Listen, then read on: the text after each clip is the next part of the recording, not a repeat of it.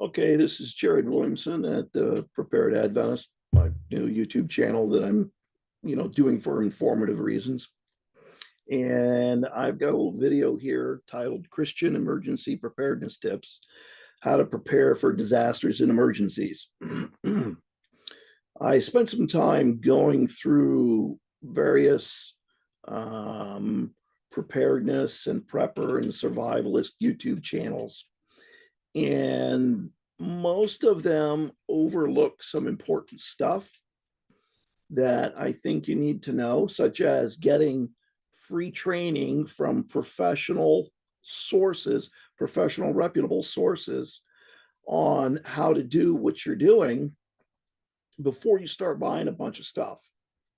Okay. So I'd appreciate it if you guys had, watched through this, the entire video. And if you could give me a like and a subscribe and a thumbs up and a comment, that would be great.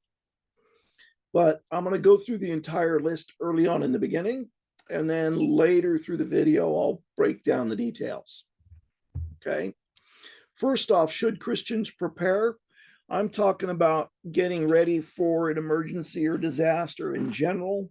I'm not so much speaking about joining a prepper group or joining a militia or something like that.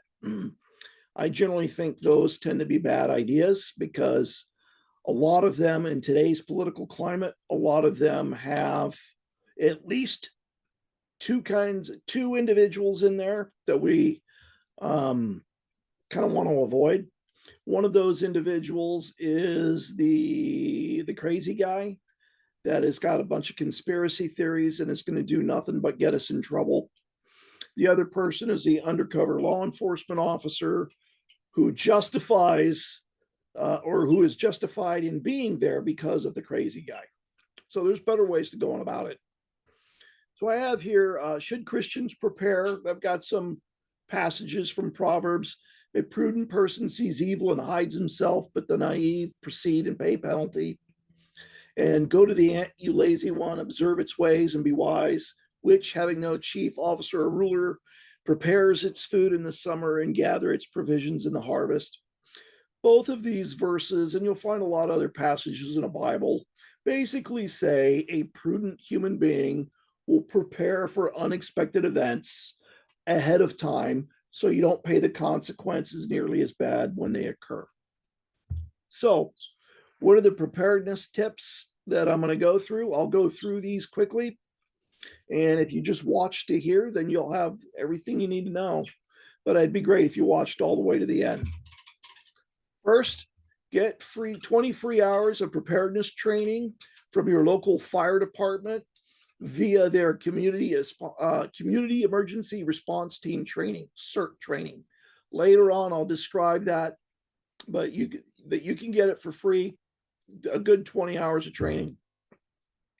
Take a first aid and CPR course from the Red Cross. Okay. Next, store up at least 1 month of living expenses and 1 month of food supplies. Have several fire extinguishers in your house. For example, you should have one in your kitchen. Everybody thinks of that, but you should have one in your bedroom, one in your garage, and one in your car. And I'll go over the reasons why later. Have a first aid kit in your house and in your car. Include a tourniquet in each kit. I'll go over why. Learn to garden. Growing a garden is like printing your own money. Okay, and gardening is just good for you, period. Last, don't buy a firearm until after you've taken a firearm safety and self-defense course, if at all possible. Okay, if at all possible. So let's go over these in detail. Community Emergency Response Team. They are basically volunteers. Let's see if I can move my screen here. And basically, I got from the FEMA.gov/CERT website. It says before, during, and after disasters, CERT volunteer teams perform basic response activities, including checking in on neighbors, distributing information to the public, supporting emergency operations centers, and helping to manage traffic and crowds. Local CERT programs train and organize teams of volunteers to assist their families, neighbors, coworkers, and other community members. And what will you learn? I went through 20 hours of CERT training. You'll learn disaster triage for mass casualty events. You'll learn disaster first aid, disaster fire suppression, hands-on, work with a fire extinguisher and put out small fires. You're not gonna, the big fires are gonna have the fire department work on. Light disaster search and rescue, identification and response to terrorism.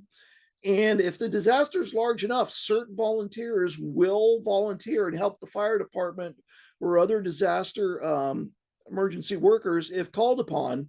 And to do that, you're going to have the CERT team need to understand the incident command system. And I'll put links in the description box that will go through and describe all of these things.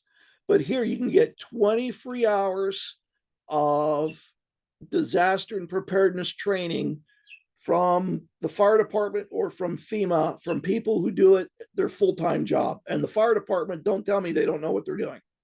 Okay.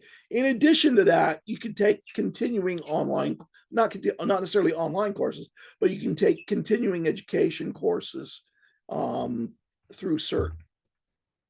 And then here, take first aid, CPR, and AED from the Red Cross. And a lot of people, when they think about, preppers and preparedness, the first thing that comes to mind are self-defense tools, right? Firearms. But let's be honest, if you're living right, you're not going to need those hardly ever. But what you will need more frequently is first aid, CPR, and how to use a defibrillation device if somebody's having a heart attack. Your odds of having to give somebody CPR or first aid or AED are much greater than your odds of needing to use a firearm. Unless you're living wrong, living in the wrong neighborhood or something, I don't know. Next, have several fire extinguishers in your house.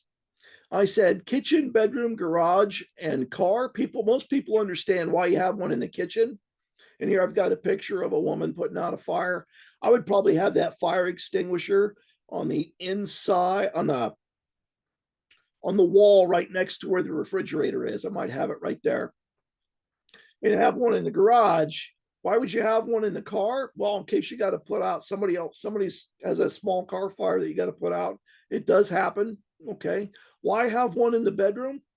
Because when the fires happen, they happen in the middle of the night, right? And if your kitchen catches on fire for whatever reason in the middle of the night, how are you going to get to your fire extinguisher when the kitchen's on fire, right? So you want a fire extinguisher right there, in a discreet spot. I wouldn't put it right on the headboard. Next, you have a first aid kit in your house and in your car. Include a tourniquet for each one. Tourniquets save lives. And learn how to use the tourniquet. A lot of people are concerned about tourniquets for the following reason, and I'll read this to you. The big fear with tourniquets is that limiting blood supply to the limb can result in an amputation. This does not appear to be the case in most civilian tourniquet applications. Having a tourniquet in place for two or fewer hours, the time in which most patients can get to a hospital, should not have any ill effects beyond those caused by the injury requiring the tourniquet. It typically takes at least 4 to 6 hours for tourniquets to cause harm. That is in the opinion of Matthew D. Stodgenkreiser, MD, PhD, an emergency medicine specialist at the Mayo Clinic. That's the opinion of the Mayo Clinic. That is not my opinion. I'm not a medical doctor. I am not qualified to give medical advice, but you should have it and learn how to use it. Next, store at least 1 month of living expenses and food supplies. Don't go buy prepper freeze-dried food and spend a bunch of money on that. What you should do is develop a very deep pantry, and you want to store what you use and use what you store. Have a very deep pantry. One of the ways you can do it is by what's called copy canning. So we're talking about shelf-stable supplies. Okay, so if you normally eat, 2 cans of canned corn in a week, next time you go shopping, buy 4 cans.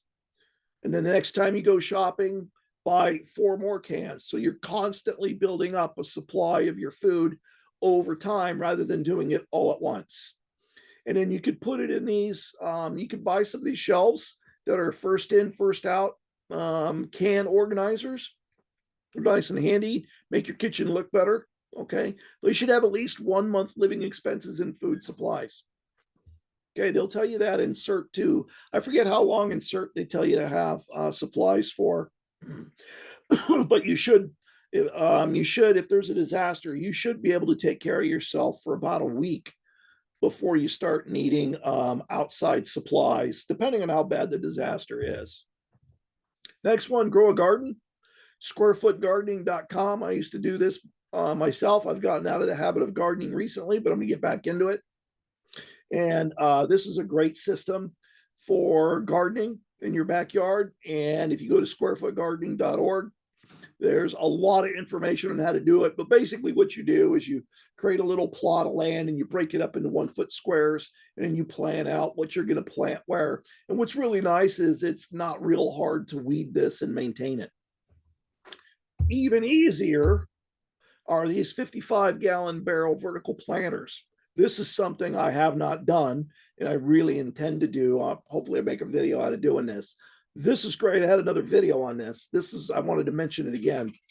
This is really nice because you can buy these plastic barrels and you could have 40 plants in one of them in your small little backyard that gets, sunlight, but you don't have much room to garden for square foot gardening. You can grow a lot right here. And I'll put a link in the description box. Next one, firearms training. It's usually a bad piece of advice to go talk to your cop friend and ask what gun you should buy, and then buy that gun and learn to like it. That's generally bad advice. If at all possible, go find instructors that will, there are places, I know All Safe Defense Systems by TJ Johnson in Orange County, California. He has a All Safe Defense handgun class, which you pay for the class. And he's got about a dozen different models of handguns that you can use. So this way you can shoot a lot of different handguns while learning about the legal ramifications on using the firearm and also how to actually use one in a practical sense. You also find what gun suits you rather than going and buying one and then learning to like it. That's like buying shoes before you try them on. It's generally a bad piece of advice. And if you're not, in the California area, you can go to the NRA website. And here I have a screenshot of it. So here I'll put this this link in the description box too. You can go to the NRA.org and you can go to NRA programs right up over here. And then you can look for, let's see here, go down to NRA instructors, and you can look for classes taught by instructors in your area nationwide. And you can contact them and see what kind of self-defense classes, firearms classes that they have. Okay. Also, NRA programs down here, women's programs. If you're a woman and you learn better around other women for whatever reason, which is fine, nothing wrong with that at all. They have a program called Women on Target, in which it's all women in a class, female instructors. And I know women who've taken that class and they really, really liked it, just because sometimes men and women learn differently. So, whichever, I'll give you the option, whichever you want to know, whichever you want to do, you can go to NRA programs and NRA instructors and find classes near you. And that may be taught by either male or female. Or you can go down to women's programs and look for Women on Target. And that'll be all women's classes with female instructors. Anyway, that's the gist what I wanted you to know for this. I'd appreciate it if you would, give me a like, a subscription, and a comment. And I'll put a link to another video on CERT training should pop up pretty soon.